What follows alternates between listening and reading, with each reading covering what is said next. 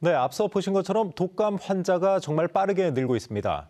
특히 이번 유행의 주요 바이러스가 K 변이로 확인되면서 백신 효과를 둘러싼 궁금증도 커지고 있는데요. 이준철 내과 전문의와 짚어보겠습니다. 자, 원장님 어서 오십시오. 안녕하세요.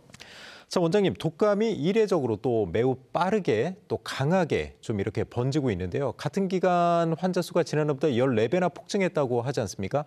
좀 지금 유행 상황 어떻게 보고 계신가요? 네, 올해는 확실히 독감 유행이 예년과 비교했을 때 한 달 이상 빠르게 시작이 되었고 그 확산 속도도 분명 빠릅니다. 특히 올해 특징적인 점은 지난 여름에도 이 A형 독감이 끊어지지 않았고 가을에 바로 이어지면서 연중 내내 높은 유행 곡선을 만들었다는 것입니다. 네. 특히 지난 우리가 코로나19 유행 당시에는 모든 사람들이 마스크를 쓰고 거리 두기를 하면서 사실상 독감 바이러스가 거의 발생하지 않았습니다. 네. 그로 인해서 오히려 이 면역 기억이 약해진 상태, 즉 면역 공백기라는 게 만들어졌는데요. 그 결과 올해는 작은 유행이 여러 번 중첩해서 이어지는 일종의 멀티 웨이브라고 하는 현상이 나타나고 있고 실제 임상 현상에서도 연령대를 불문하고 확진 환자 수가 급증하고 있습니다. 그래서 올해의 독감은 정리하면 빠르고 넓고 오래가는 유행이다라고 보시면 되겠습니다. 네. 원장님, 그런데 이렇게 환자 수가 급증하는 게 바이러스하고 그 백신이 좀 일치하지 않아서 그렇다 이런 얘기가 나오는데 그건 좀 근거가 있나요?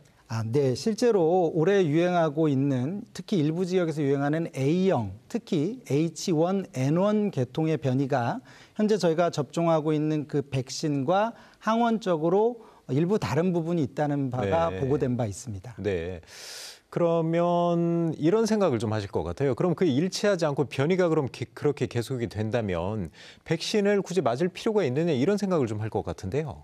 네, 그런데 그렇지 않습니다. 워낙 이 백신이라는 것은 완벽한 일치가 아니다 하더라도 중증 진행을 막아주는 교차 보호 효과라는 것이 있기 때문에 독감 감염 이후에 입원, 폐렴, 합병증 발생을 막는 효과는 충분히 있습니다. 따라서 고위험군에게는 반드시 필수적이고 현재 우리나라에서 지금 사용하고 있는 3가, 4가 백신은 둘 다 모두 A형 2종과 B형 1종 내지는 2종을 커버하는 주사라서 실제 우리나라에서 유행하는 여러 바이러스를 충분히 커버할 수가 있습니다.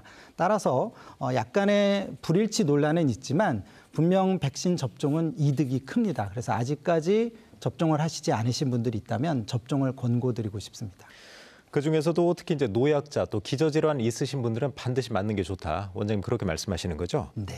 그런데 이번 독감의 특징이 그 2차 감염이 많다고 하던데요. 또 중이염, 또 폐렴, 뭐 부비동염 그런 게 보고가 많이 된다고 하던데 어떤 증상을 좀 특히 눈여겨봐야 될까요? 네, 실제로 임상 현장에서도 많은 숫자가 보고되고 있고요. 이는 독감 바이러스가 우리 호흡기 이 점막을 손상시키기 때문에 뒤이어서 세균이 침투하기 쉬운 환경을 만들어서 발생합니다.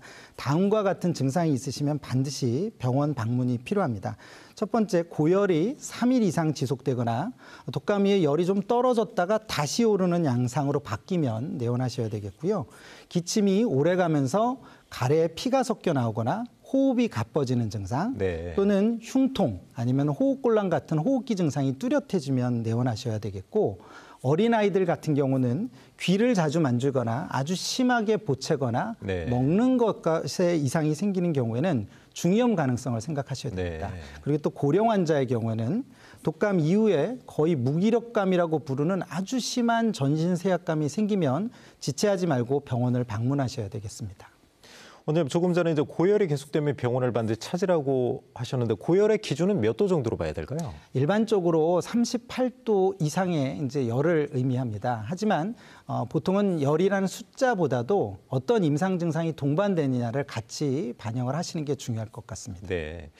이번 독감 환자 늘면서 또 한 가지 좀 특이한 점이 소아 그 해열제가 좀 품귀 현상 일부 지역에서 이제 그런 현상이 나타나고 있다는데 부모들이 좀 특히 걱정이 많으신 것 같아요. 이런 경우는 어떻게 좀 대처를 해야 되나요? 네, 맞습니다. 이 소아가 먹기 쉽도록 만든 해열제, 시럽제라고 해서 물약하고 현탁액이라고 해서 짜먹는 약이 일부 품귀 현상을 보이면서 부모님들의 걱정이 큰데요. 일단 대체 가능한 성분과 제형이 분명히 있습니다. 일단 어린이 해열제하면 크게는 두 가지로 아세트아미노펜, 즉 타이레놀 계열과 그다음에 이부프로펜, 브루펜 계열이 있는데요. 이 두 가지 약제의 시럽과 현타액을 만약에 구하지 못하신다라고 한다면 알약, 즉 정제를 쪼개서 쓰거나 아니면 약국에서 이제 제공하는 산제, 즉 가루약이나 이 직장 내에 사입하는 좌약도 충분한 대체약이 될 수 있습니다. 따라서 이런 품귀 현상에도 불구하고 치료가 어려운 것이 아닌데 문제는 이런 제형보다도 정확한 용량을 맞추는 겁니다. 이 체중에 맞춰서 용량을 계산해야 되기 때문에 이 의사한테 체중을 알려주고 정확한 용량으로 처방을 받아서 사용하시면 충분한 대체약 선택지는 있다라고 말씀드리고 싶습니다. 그럼 괜히 걱정을 느낄 필요가 없겠네요. 이제 짜먹는 약이나 현타액이 없다고 하더라도 가루로 만든다든지 이제 좌약 같은 대체제는 충분히 있다 이 말씀이시죠? 네, 그렇습니다.